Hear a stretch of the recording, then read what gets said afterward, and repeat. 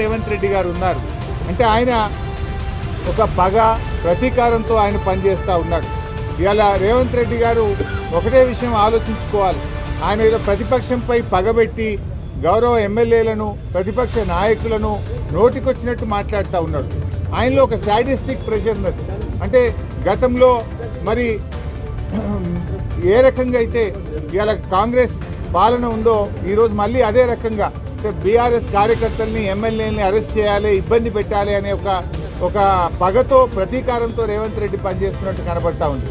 నీ ఏడాది పాలనలో కేసీఆర్ గారు కట్టించిన ఫ్లైఓవర్లకు ఇనాగ్రేషన్ చేసినావు, కేసీఆర్ గారు కట్టించినటువంటి ఎస్టీపీలను ఇనాగ్రేషన్ చేస్తున్నావు, కేసీఆర్ గారు కట్టించిన కాలోజీ క్షేత్రాన్ని ఇనాగ్రేషన్ చేసినావు తప్ప అసలు నీ ఏడాది పాలనలో ఒక ఇల్లు కట్టినావా? నీ ఏడాది పాలనలో ఒక పాలసీ తెచ్చినావా? నువ్వు చేసిన ఒక్క మంచి పని ఉందా? నువ్వు ఒకవైపు ఏమో ప్రజాపాలన అంటున్నావు.